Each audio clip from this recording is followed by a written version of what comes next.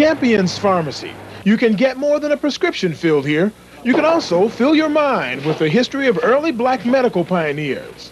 Okay, we have here the Afro-American medical history of Memphis. Dr. Charles Champion has turned part of his pharmacy into a black medical museum. It's a place where you can meet distinguished doctors like C.A. Terrell, D.B. Miller, and B.L. Ruffin, or learn about organizations like the first African-American Red Cross, proof that blacks did more than just pick cotton around the turn of the century. They saved black and white lives and started businesses like the South Memphis Drug Company. It was the largest colored retail drugstore in America during the time. Dr. J.B. Martin and his brothers started the business, but Dr. Champion says racial prejudice forced the drugstore to close.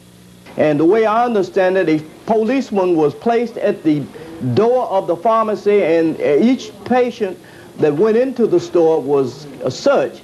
Eventually, customers stopped shopping at Martin's drugstore and he left town.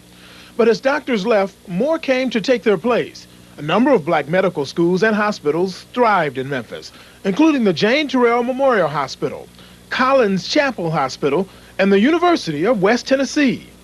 The school's founder, Dr. Miles Link, went on to found the National Medical Association. Champion's Museum also profiles women pioneers like Dr. Frances Fanny Nealon and Dr. Claire Browner. They were among the first females to practice and teach medicine in Memphis. And Dr. Champion says if there's anything that's changed over the years, it's the way in which doctors, pharmacists, and others in the medical profession were paid.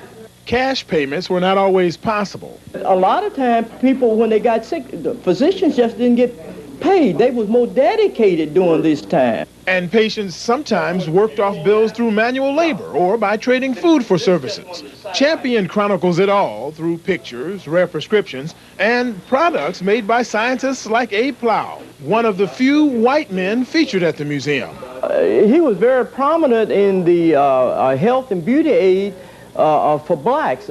Other scientists featured at the museum include Dr. Charles Drew. His discoveries led to the formation of blood banks in America and England. But ironically, when Drew was injured in a car accident in 1940, he couldn't get a blood transfusion and he died. Dr. Champion hopes Drew's accomplishments and the accomplishments of other black pioneers will inspire more young people to pursue careers in medicine. Ben Watson, Action News 5. Dr. Champion is 63 years old. His pharmacy career began in 1956. His wife and 3 daughters have operated pharmacies around Memphis for almost 2 decades.